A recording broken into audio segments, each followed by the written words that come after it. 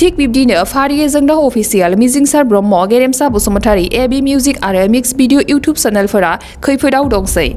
दुखुनांथाव बाथ्रादि माखासे इउटुबारफोरा मेथाइ रोजाबगिरि मेथाइ दिहुनगिरि सावथुन दिहुनगिरिफोरनि गोबां रां खरसा खालामनानै दिहुननाय माखासे सावथुन आरो मेथाइफोरखौ दिहुनगिरिफोरनो जेबो खबर एबा बिथोन लायालासेनो स्रोदै गावनि पार्सनेल इउटुब चेनेलफोराव आपल'ड होनायखौ बारानिफ्राय बारा नुनो मोननाय जादों। मोनसे समनि मेथाइ रोजाबगिरि आरो मेथाइ केसेट दिहुनगिरि चिरां जिल्ला बिजनीनि सिङाव थानाय थिंख्लांगुरि गामिनि थागिबि तरुण चन्द्र बर'नि 2006 मायथाइयाव दिहुनजानाय आंनि मिजिं केसेटनि मेथाइफोरखौ माखासे इउटुबारफोरा बिगोमानो जेबो खबर होआलासेनो आपल'ड होदों आरो कभार भिडिअफोराव बाहायदों। बिथाङा मिथिहोबावनाय बायदिब्ला बे केसेटनि मेथाइफोरखौ जेरावबो गाव आपल'ड होआखैमोन। जाय बिथांमोना जेबो खबर एबा बिथोन लायालासेनो मेथाइफोरखौ आपल'ड होदों बिथांमोनखौ थाबैनो गावजों सावरायलायफैनो थाखाय खावलायहरदों आरो सावरायफैयाब्ला आयेननि राहा लानाय जागोन होनना बड'लेण्ड बुब्लि खौरां बिजोंनि गेजेरजों फोरमायदों। गिबियावनो बड'लेण्ड बुब्लिनिसिम साबायखर बावनाय थाबाय। दा आं दिनै बे बुब्लिनि गेजेरजों आं फोरमायनो सानदों जे आंहा 2006 आव मोनसे आंनि मिजिं होननाय अडिअ केसेट आं बानायदोंमोन। दा बे अडिअ केसेटखौ दिनै माखासे सुबुंफ्रा इउटिउबारफ्रा मेथाइफोरखौ आपल'ड खालामदों इउटिउबाव आरो उइदाउट इनफरमेसन आपल'ड खालामदों। दा बिथांमोनखौ आं बुंनो सानदों जे जाय बिथांमोनहा दिनैहाय आपल'ड खालामदों बिथांमोनहा जाहाथे गोख्रैनो प्रडिउसारनि खाथियाव जाहाथे कमप्रमाइस जाफैयो आं बिथांमोनखौ खावलायनाय थादों। बेजों लोगोसे आं फारियै बुंनो सानदों जाय बिथांमोनहा बे हाबाफोरखौ मावदों बिथांमोननि मुंखौ आं फारियै बुंनो सानदों।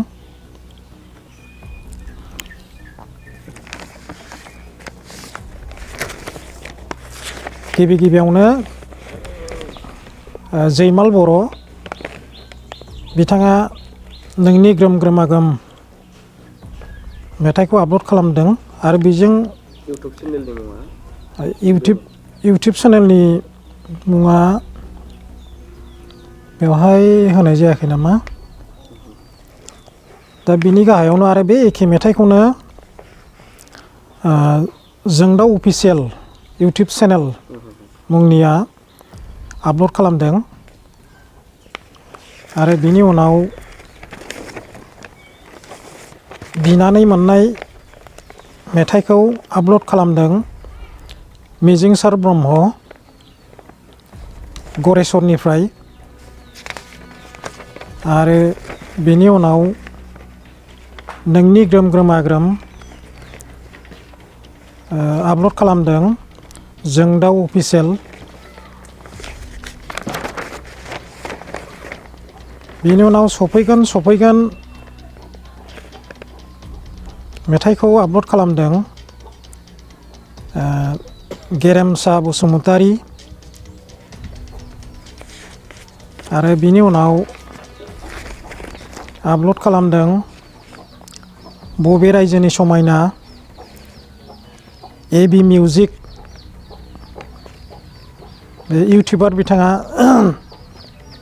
बेखौ आपल'ड खालामदों आरो बे मेथाइखौनो MP3बो हगारनाय जादों आरो लोगोसेयैनो एलबामबो बिथांमोना हगारनाय जादों।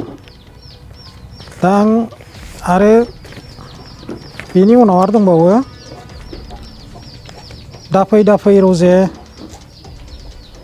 दाफै दाफै नों रजे बे मेथाइखौ आपल'ड खालामदों थुमु बसुमतारी।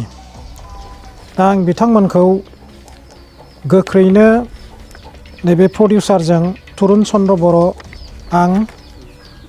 जों लोगो हमनानै कमप्रमाइस खालामनो थाखाय आं खावलायदों। नङाब्ला गोख्रों आयेननि राहा लानाय जागोन होननानै दिनै आं बे प्रेस मिटनि गेजेरजों आं फोसावनाय जाबाय। गोजोन्थों। नैबे मेथाइफोरखौ माने एलबामफ्रावबो नोंथाङा माने हगारखांबायमोन नामा? आं बे मेथाइखौ एलबामावबो हगाराखै, आं जेरावबो हगारनाय जायाखै। उन समफ्राव नैबे मेथाइखौ नोंथाङा मा खालामनो सानो? उन समाव आं समखौ नायनानै आंनि मेथाइनि मेथाइफोरखौ हयथ' हगारनायनि राहाखौ आं लानो हागौ। आं बे उननि खोथा जाहैबाय। बेखौ आं उनाव डिसाइड खालामगोन आरोखि। गोजोनथाव खौरां! गोसो गुदुं फरायसा एबा सुबुंफोरनि थाखाय टारगेट कचिं इनस्टिट्यूटआ बेसेन गोसा सुबिदा लानानै फैदों। जायफोर बिथांमोना banking, railway, SSC, insurance, defence, Assam police बायदि आनजादनि थाखाय साखाफारा जानो मोजां खाबु मोनाखै, बैसोर बायदि फरायसा एबा सुबुंफोरनि थाखाय मोनसे मोजां खाबु सफैदों। बरपेटा रोड विशाल मेगा मार्टनि साखाथियाव थानाय आमतलाव बे टारगेट कचिं इनस्टिट्यूटखौ खुलिनाय जादों। आथिखालनि साख्रि मोनै आरो बेकार जेंनाखौ नोजोर होनानै बे टारगेट कचिं इनस्टिट्यूटआ सोलोंसाफोरखौ गोबां गियान होनो थाखाय राहा लादों। बे टारगेट कचिं इनस्टिट्यूटआव सोलोंथाइ होनो लानाय आयदाफोरा जाबाय banking, railway, SSC, insurance, defence आरो आसाम पुलिस। जायफोर सोलोंनो गोसो गुदुं बिथांमोना टारगेट कचिं इनस्टिट्यूटआव मुं थिसननो एबा गोबां मिथिनो थाखाय 8134097059 एबा 8638961177 जानबुं नाम्बाराव जगाजग खालामनो हागोन।